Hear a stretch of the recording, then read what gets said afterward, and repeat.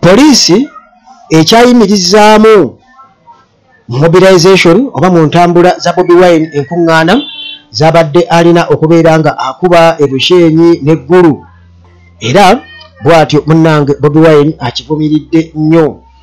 Ate Minisita Mayanja akaabye obuziga bwa Ggoonya, akaabye munnange mu ngeri y'okugezaako okulaga nti yeemenye era bw'atyo nga yeetondera Kabaka Ronald Muwenda Mutebi owookubiri.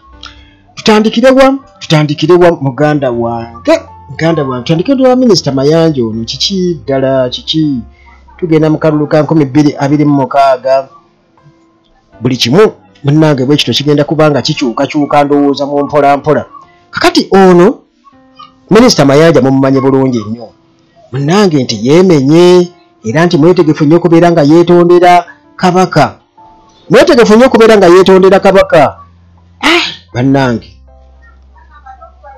pressure zinaatera okumukuba ajje mutwale muwe ennamba y'omusawo. Dokita wano tumulina asobola okujjanjaba ebirwadde bi pressure byonna ebyo kansa kubanga munnange alabika agezezzaako kyonna kyasobola naye ebintu birabika munnange tebirinaawo kugamba oba kumuka kwawo kwalaba ate ayinza n'okubanga ne sayidi eri ndowooza talabayo kavaayo n'akizuula nti abasajja baalunsuulamu bankozesa. Kakati munnange Minisita Mayanja nga bwe nkutegeezezza nti bw'atyo yeemenye era mwetegefu nnyo okubeera nga yeetondera Ronald Muwenda Mutebi Kabaka wa Buganda.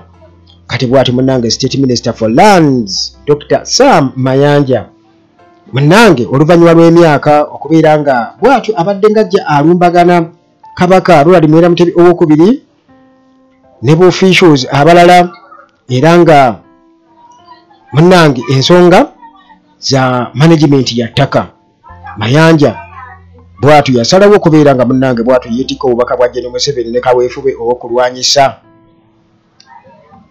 okulwana entalo z'ettaka. Kati Mayanja munnange bw'atyo yabadde ali wali Nkokonjeru Town Council wabadde wali mu Buyikwe District era n'akakasa nti munnange mwetegefu nnyo okubeera nga agenda e Mengo. Yesu agende e Mengo n'omutwe gwe olwo munnange yenenye akuba amabi ku ttaka eri Kabaka Ronald Muwenda Mutebi owookubiri gw'ayita Ssaabataka.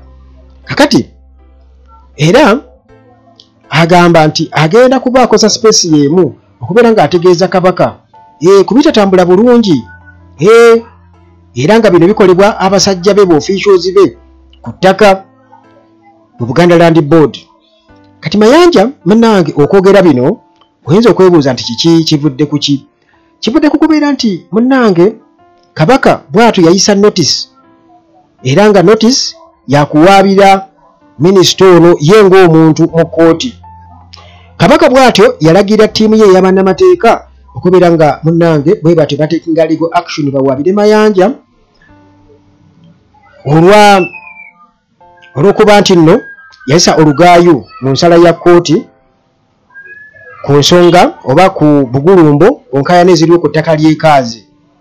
Ettaka lino officially nga lya Kabaka oba lya Kingdom eya Buganda. Kakati munnange era legal team eno bwetyo Kabaka yagiwa ebiragiro ebizibu ennyo okubeera nga bwe batyo era bakyalenjinga declarations za Mayanja zonna n'ebigambo byonna byazenga ayogera n'ebikolwa bye era nga bino byonna munnange byava mu meeting yaliwo March nga 2025 wali ekaazi munnange bw'atyo ebuyikwe Minisita Mayanja nga ali ebuyikwe yasawundinze ng'eyeetonda ndowooza nga amaze okukiraba nti kakati ate agenda diringa nabyo ng'omuntu teri yali ne kabajeti akagenda okubeera nga kajjirako bakubirawo fayini mu kkooti bagamba ati sasula ssente weziti olw'okumala ebiseera. Sajja nagenda n'akugamba nti bulijjo oyogera byeyogera nga tobisengejja sasula sikusasula. Kakati munnange yabadde ayogera ku nsonga z'ettaka era nga bw'atyo ayogera ku ttaka lya Buganda n'ebirala ku nsonga ezo. Kati munnange bw'atyo n'alabika nga ayagala okubeera nga yeetonda. Era munnange ebuyeko alina ne balagidde bakwatibwe, alina n'omutuuze gwagambye okukwata bakwate, ne bagamba nti ne Resident District Commissioner weeyo okusinziira ku office ya Vice President Minister bamugambye Mutulu Diana Mutazingwa agambye nti waliwo emize mibi okuva eri Resident District Commissioner, era nga ono abeera na ayekowaana ya akonaivinga n'abagagga bwe batyo ne bakijjanya abaavu ku ttaka. Kakati abatuuze bangi ne babeera nga bwe batyo munnange babaleetera okubeera nga bava ku ttaka, atujjukire omwavu tasinga musango, era nga bino byonna babagoba ku ttaka tebabawadde na byapa. Kakati nga kugamba bamayinza okujja ne baga nti bakuguze bakoze batya, kati bagenda kusalirako wali ate ekyapa ne batakikuwa n'ebirala, n'abalala okuba nga baagala ebyapa ne bagaana okubeera nga bakikuwa. Kugamba emivuyo mingi nnyo ku ttaka. Naye kati Minisita Mayanja nga benkugambye nti munnange ye ekikulu kya byonna nti ayagala genda Mmengo okubeera nga yeetonda, abadde akaabakaaba obuziga obwaggoonya. Kakati munnange eyo nga tuvuddeyo tugenda kulaba ate munnange engeri mobilizations oba enkuŋŋaana za Bobi Wine za NUP ebushenyi n'olukuŋŋaana olw'eggulu, ate poliisi bwetyo eziganye okuba nti zibaayo ewadde ensonga zaayo tewirabira munnange aba Timo Property Consultants Limited ku nsonga z'ettaka. Bano bakubireko ku namba zaabwe ziri awo. Ate n'aba maintenance palace bano balina solar systems ez'omulembe, nakutegeeza juzi nti bano balina pampu ezikolera ku solar, pampu z'amazzi abalima mu season zonna, naddala ku season ez'omusana solosima oluziru olw'amazzi, naye nga wandyagadde okubeera nga ofukirira mu ngeri ya irrigation. Kati aba maintenance palace balina pampu ezo ezipampinga amazzi naye nga zikolera ku solar. Eyo gwe ne bw'obeera eyo munnange eyo etali masannyalaze teweeraliikirira. Ate amasannyalaze gonna gagenda nnyo ennaku zino, gagenda nnyo. Kati bano balina ebyamazzi balina ebyamasannyalaze, ate basobola n'okweyambako binstallinga kasa muba nga mutegeeraganye bulungi ennyo. Okay munnange njagala okubuulira nti poliisi bwetyo yeetugamba Uganda Police nti bamaze okubeera nga babulookinga nga bayimiriza enkuŋŋaana eza National Unity Platform training meetings, era nga zino zibadde munnangiza zitwale nga meetings for regional mobilizers. Bamobilizers mu regions bwe babakwasaganyiza kubeera nga baba traininga, era nga olukuŋŋaana olubadde lugenda okubeera nga luddako lubadde lulina kubeera Bushenyi, kati n'olulala nga lulina kubeera Ggulu. Kakati munnange bw'atyo Robert Kyagulanyi Ssentamu bw'atyo n'akivumirira nnyo. Kakati munnange awandiise, era nga ono awandiise ku lwa IGP Abbas Byakagaba ennaku z'omwezi nga 17 omwezi ogwokuna. Simon Peter Okoshi yawandiise on behalf of IGP Abbas Byakagaba. Ono n'ategeeza NUP Secretary General David Lewis Rubongoya nga addamu okusaba NUP kwe yakola omwezi ogwokuna ennaku z'omwezi nga 14 nga security agamba nti yatugamba nti security eri concerned nnyo kubanga NUP bwetu yalemererwa okubeera nga etuukiriza amateeka oba security guidelines, era nga mu kwogera bino abadde alifaringa oba nga ageraageranya ku case eyaliwo nga May ne July 2024. Agamba bino yaliwo May ne July 2024.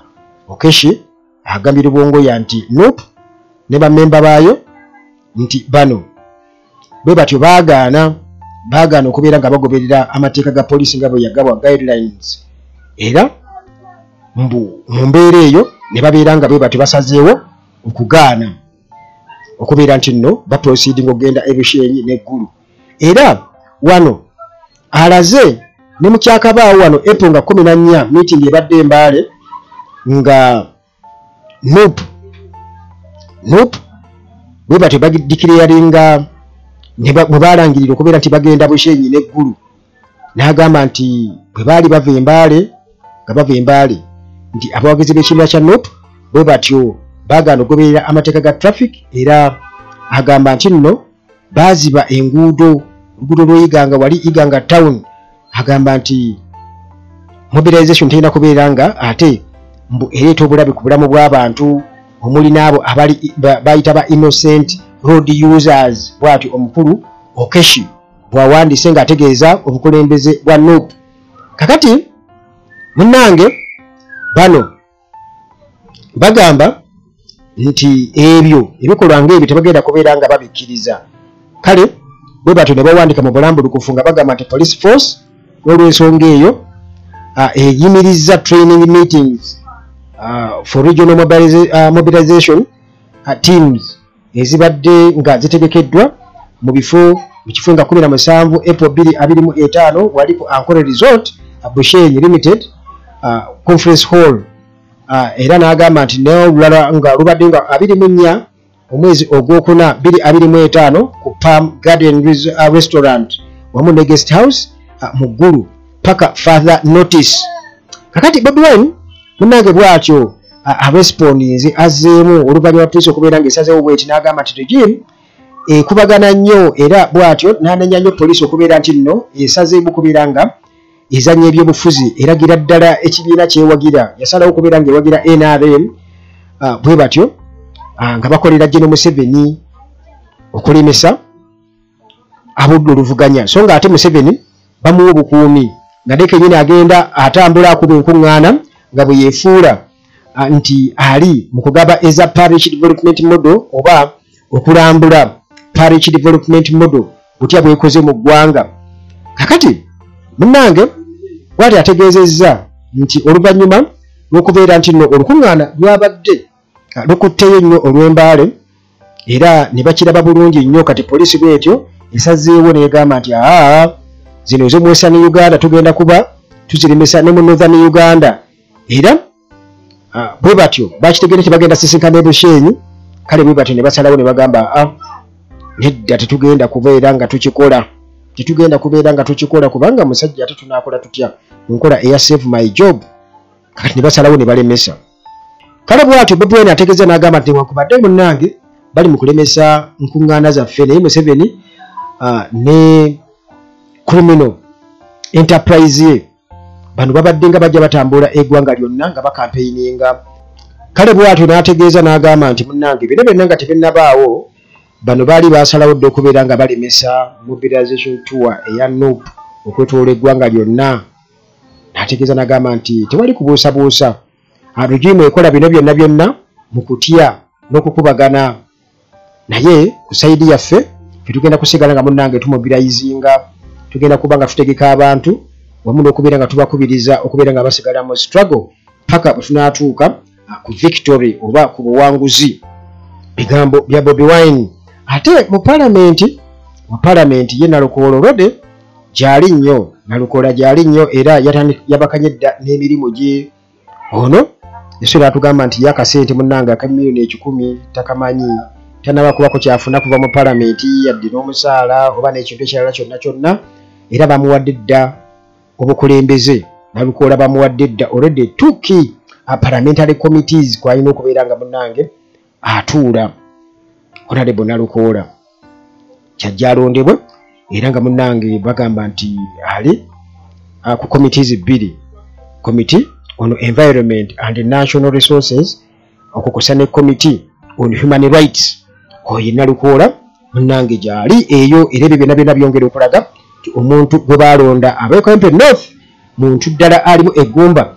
Okay, sigenda kubeera nga nsukkanyo wano tusinkana ate mu mboozi zaffe eziddako wano ku Uganda At Large nga bulijjo akuume.